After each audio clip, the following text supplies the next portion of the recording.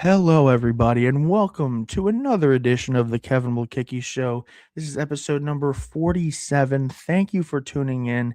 As always, I'm your host, Kevin Blekicki. We have another amazing show for you planned this week. We're going to talk about the NFL. We're going to talk about the playoffs, that amazing divisional round that we just had.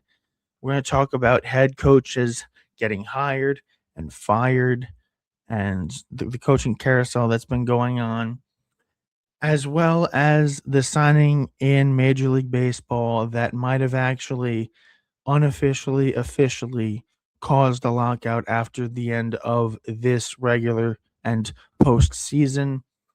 But of course, we have to start off with the college football playoff national championship game that took place on Monday night, where the Indiana Hoosiers, yes, the Indiana Hoosiers, one of the losingest programs in the history of college football, just won their first national championship in program history. Absolutely insane. Absolutely incredible job by Kurt Signetti and what he has done revitalizing that program. It's a team that won just 3 games a few years ago. They had never had a 10-win season until last year when they made it to the 12-team playoff. They lost to Notre Dame in the Battle of Indiana in the first round, and then they follow it up with an undefeated 16-0 national championship season. The first team to go 16-0 since the 1894 Yale Bulldogs. And I looked up that team on Wikipedia, and they allowed 13 points all season. So when you have these kids online talking about who's the greatest college football team of all time, they're going to be comparing this Indiana team to 2019 LSU. And I think that obviously the best team is the 2001 Miami Hurricanes. They're loaded with NFL Hall of Famers. Probably the quickest way for you to tell me that you don't know ball is if you think that 2019 LSU is the greatest team ever assembled. But that's just for a bunch of teenagers and kids in their early 20s who just haven't lived long enough. The 2001 Miami Hurricanes would have gone 8-4 if their offense didn't score a single touchdown. That's how dominant their defense was. So, yeah, spare me Joe Burrow and LSU. They're a great team. Obviously, this Indiana team is nowhere near as talented as that one is, but this is one of the greatest underdog stories in not just college football history, but of all of sports. Obviously, if I argue with a lot of people from Gen Z, both online and in real life, they think that I'm ancient, but I was not alive for the miracle on ice in the 1980 Olympics. However, I do consider that to be the greatest underdog story of all time. However, this turnaround by Kurt Signetti in this NIL era where teams cannot stack talent, and the 2 and 3 stars that Kurt Signetti had brought to this team from James Madison, and for them to go undefeated in the regular season, beat Ohio State in the Big Ten championship game as one of the favorites to win the national title this year, then absolutely eviscerate Alabama 38-3, and then beat Oregon for a second time. They beat them by 10 points the first time, and they end up beating them 56-22 in the semifinals. And then, look, they played a close game against a really good team in the Miami Hurricanes. They win 27-21, and they're national champions. They're national champions for the first time in program history. It is quite possibly one of the greatest stories that we'll ever see. They're going to make a movie about it. They're going to make a 30 for 30 documentary on it. And man, if you're an Indiana Hoosiers fan, go crazy. You guys deserved it.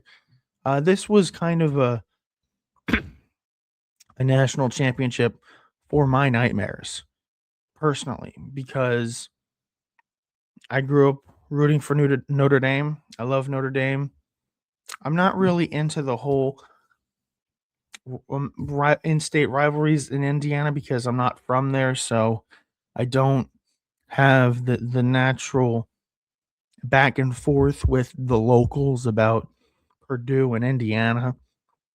Indiana's been irrelevant in football my whole life, and they've largely been irrelevant in basketball too.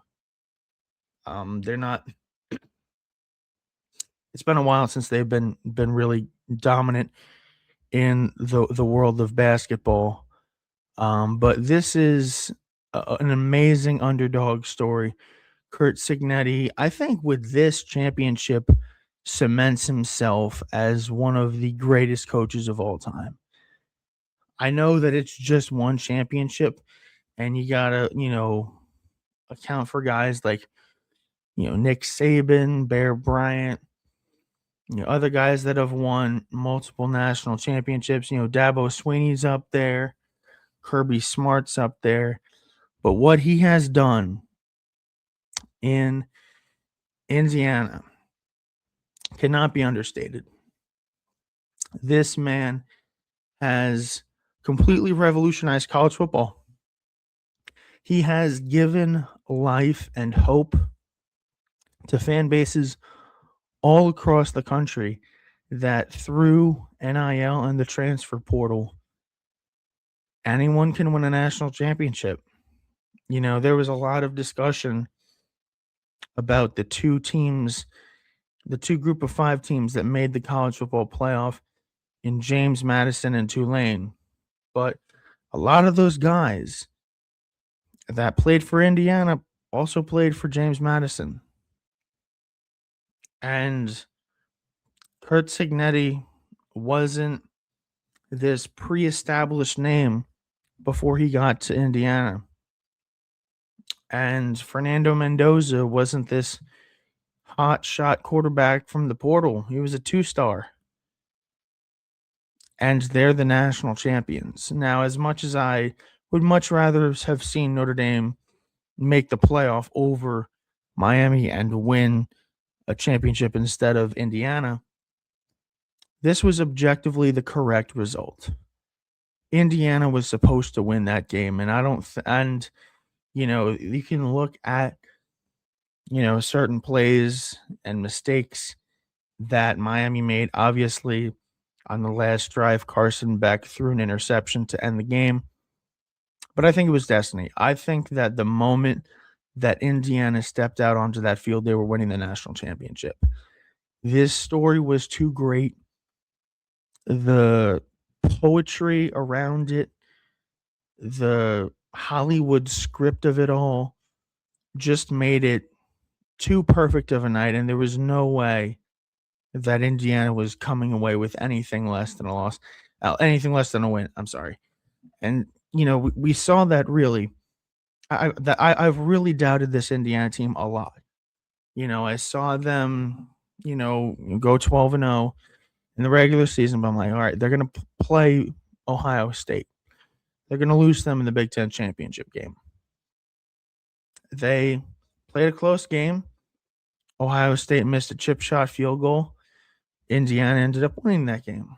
They ended up getting the number 1 seed and a first round bye. I'm like, okay. This was at a point where no team in the 12-team college football playoff era had ever won a game after having the first round bye. And Kurt Signetti did that. This was a Rose Bowl where, even though it's a new regime with Kalen DeBoer, they are Alabama still. It was one of the most historically great franchises against one of the most terrible franchises or programs historically in college football. It could not have been a more historical mismatch. And Indiana was ready for that game, and they dog walked the Crimson Tide. And it was beautiful to watch. Every kid in my generation has grown up hating Alabama because they always win. They always get the best talent. And now, as we're seeing with the SEC, they are no longer the dominant force because with Indiana winning the national championship, the Big Ten has now won 3 straight national championships. Michigan, even though that it's kind of fugazi, they won the chip allegedly in 23. 24 was Ohio State, 25 was Indiana. The Big Ten is on top. They can claim that they're the conference that's on top of college football because they've won 3 straight national championships. SEC hasn't even been in any of them since then. But this is genuinely a moment in history that we're never going to forget. Everyone is going to remember where they were when they saw Indiana win the national championship. Unfortunately, I was at work. I had to rewatch it this morning. It was a very long game. But, that's what happens with all the pompous and everything and all the commercials that I can't skip through on the ESPN app. But it was a great game. I'm also very glad to see Michael Irvin go out as a loser. And I hope that Indiana on the sideline took a belt and whipped a garbage can with a Miami jersey on it, just like Michael Irvin has done this whole playoff. Although that would be completely out of character for Fernando Mendoza and Kurt Signetti. They don't seem like that type. Michael Irvin is just that loud, proud, obnoxious fan. And I was texting my friend, and I'm like, she was giving me updates on the game because I was at work, and she's like, and I texted her. I'm like, let me know how Michael Irvin is acting. He's usually on all fours. He's usually screaming and barking and whatever. And she's like, what team does he play for? And I'm like, he graduated 40 years ago. And she's like, that's crazy. I'm like, yeah, because this is the world that we live in. Like, sports are the only profession where you can just work there a really long time ago and be really good at your job, and you just show up and everybody loves you. No one there's no other profession where that happens. Like, I can't walk into Food Lion or Stop and Shop and they'll be like, dude, you remember that dude stocked the hell out of those shelves back in the day. I mean, there was ever a glass cleanup, you called Kevin. I mean, we remember his names around these parts. You see that apron? That was his. We don't have these regular jobs where people get celebrated and come back and root for and support people that they've never met. Now, I'm sure in Michael Irvin's case, he's probably heavily invested in the Miami program. I'm sure that he's at least somewhat involved with practice, but it just reeks of, hell yeah, I used to do this. And he's like the senior that graduated a long time ago and is like overcompensating and had it really good back in the day, but now is struggling and having an identity crisis. And his whole life was that team. And without that team, he's nothing. So that's kind of the vibe that I get from Michael Irvin. So him losing was definitely the icing on the cake. And while the transfer portal and the NIL era has brought us our greatest underdog story, it is crazy that the team that they played, the Miami Hurricanes, had Carson Beck, who earlier in the week was interviewed about something. I don't remember. It was a press conference. I don't remember what the question was, but he basically said that he hasn't been to class in 2 years because he graduated.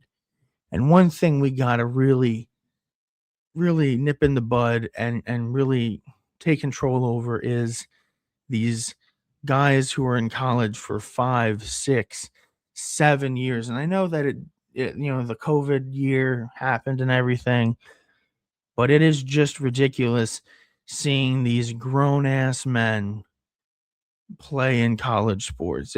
It's pretty crazy. But we will continue with the Kevin Blekicki show after these messages. All right, everybody, we are back with more of the Kevin Blekicki show, and we have a lot to get into.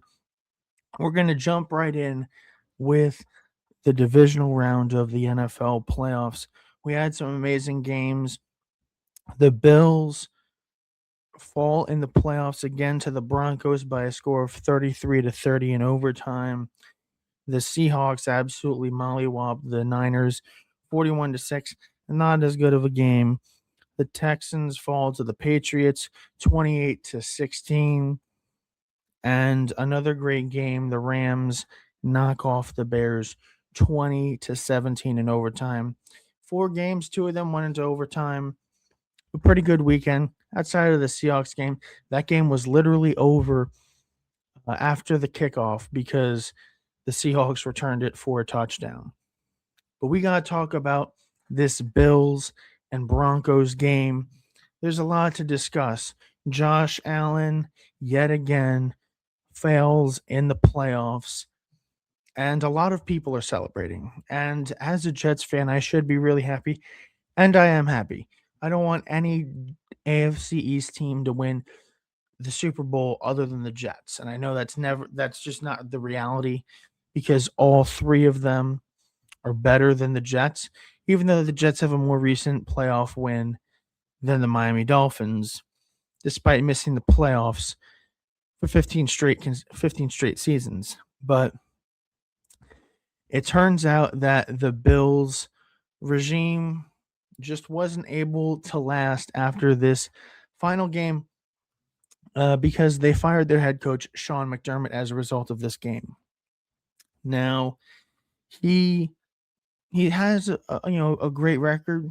He's 8-8, and this is the 3rd coach that's been fired this offseason, after just simply not getting the job done, and I guess kind of fatigue in the organization. We had John Harbaugh leave the Ravens. He's now the head coach of the Giants. He got fired as head coach. Then you have Mike Tomlin, who stepped down as Steelers head coach. He's not expected to coach this season. We'll see if he comes back next year, or, he coached 18 years with the Steelers. Maybe he wants to spend more time with his family. And then you have Sean McDermott, 8-8 in the playoffs. 5 AFC East titles. He has done a great job in Buffalo in the regular season. This year they weren't as good, and the Patriots had a great season, although a very easy schedule. They only played 3 teams that made the playoffs this year, and they were 1-2 against them. Splitting a game against the Bills. But it's just kind of run dry in the city of Buffalo. Unfortunately, that historic stadium isn't going to get any more playoff games as they move to the new Highmark Stadium just across the street. And I should hate the Bills a lot more, but they seem like really good fans. They have the best tailgate scene of any team in the NFL. I love seeing them, jump off of cars and trucks and break tables. I find that hilarious.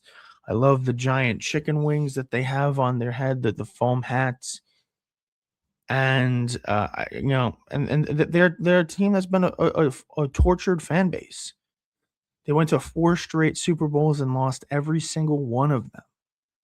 I can't imagine what it's like to get your hopes up to watch a team all season long, and then in the waning moments of the game where things are finally getting decided, you fall short.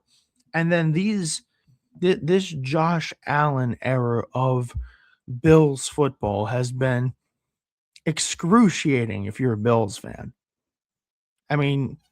All you had to do was hold the lead for 13 seconds a few years ago, and you just let Patty Mahomes and the Chiefs just go right down the field, tie the game, and then win it in overtime. Josh Allen is 0-3 in the playoffs in overtime. So he is unfortunately a playoff joker. And it seems like the Bills are just one of those cursed franchises that just will never win a Super Bowl. That's the way it feels. It feels like they're just never going to win. Every year they just have some sort of heartbreaking loss. Now, they're not going to get Mike Tomlin this year. They're not going to get Kevin Stefanski because he went to the Falcons. Robert Saleh got hired by the Texans. Quick side note on Robert Saleh.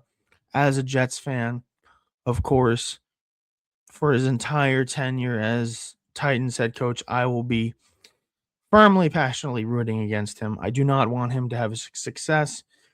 I don't care. I'm a Jets fan. I mean, he did do pretty well. He did do pretty well with us, getting us to 7 wins.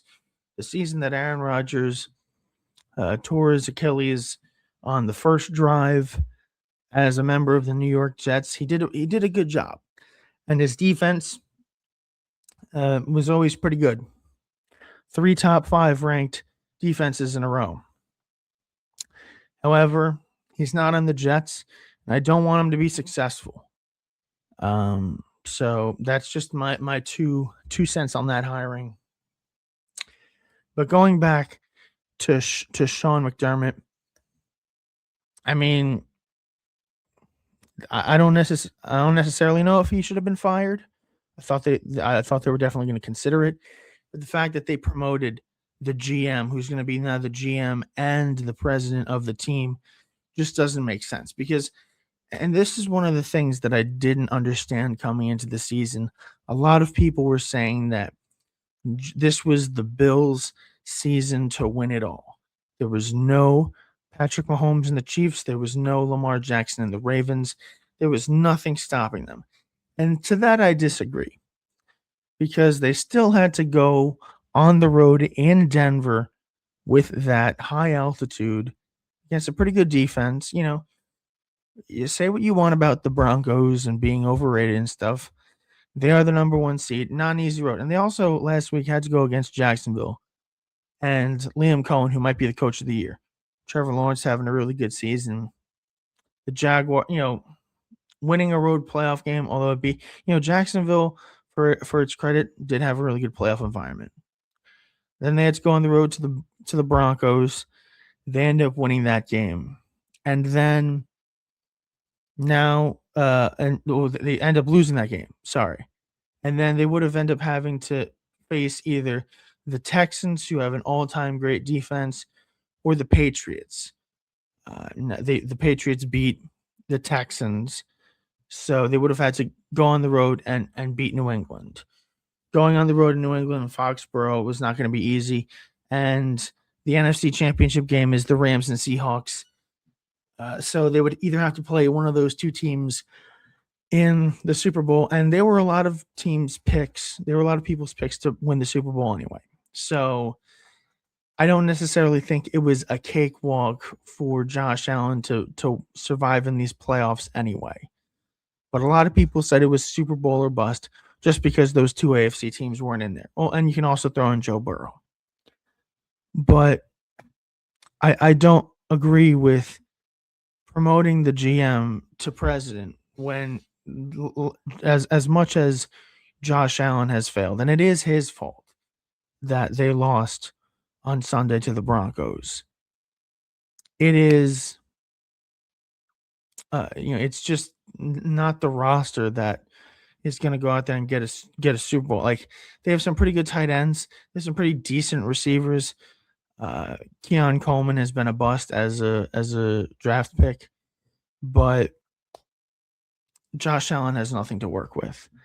So I think that the GM should have been fired as well.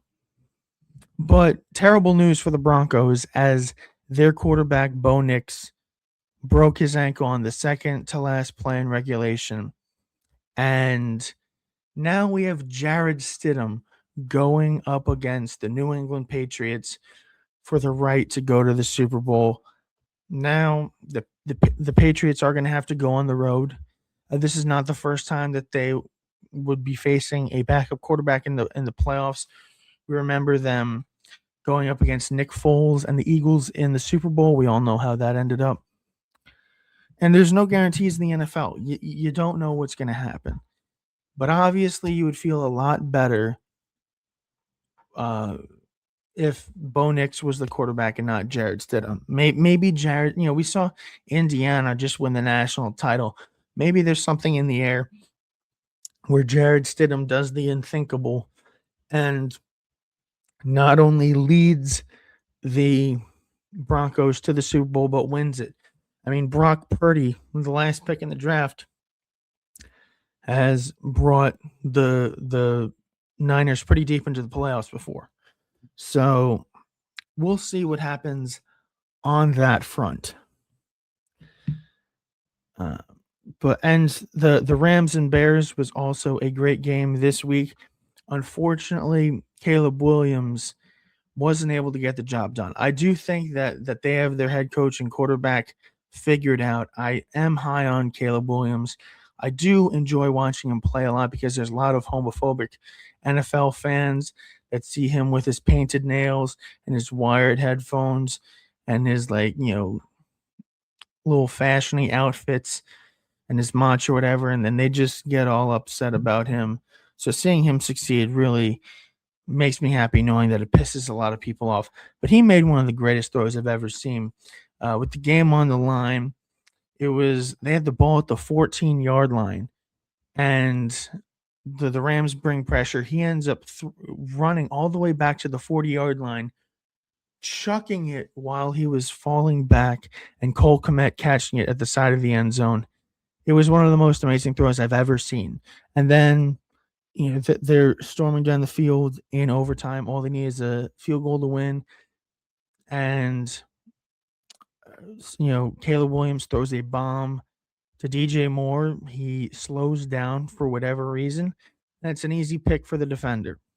I don't know if it was a miscommunication or what went on there.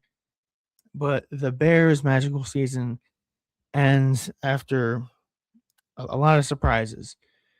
They were the number 2 seed in the NFC. There was a time where they were the number 1 seed, and they've exceeded expectations. So I am looking forward to the future of the Chicago Bears. But that means that our conference championships on Sunday are going to be the Patriots and the Broncos in the AFC and the Rams and the Seahawks in the NFC. I swear to God, Jared Stidham, I need you to lock in. I need you to have the game of your life just for one game. I need you to ball out. I cannot watch the Patriots go back to the Super Bowl.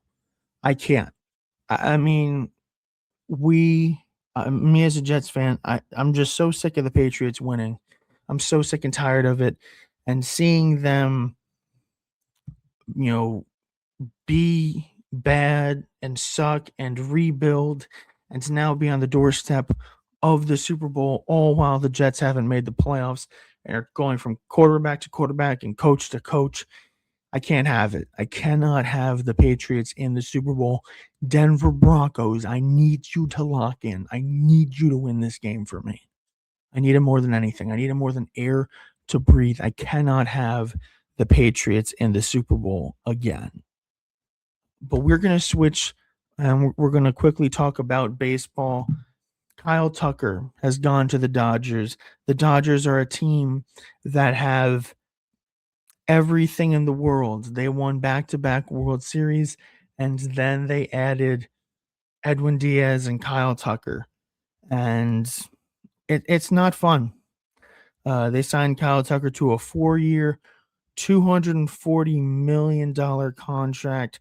There's opt-outs after year 2 and 3, $64 million signing bonus, $30 million deferred, $57.1 million a year in net present value after factoring in deferrals, a record by $6 million.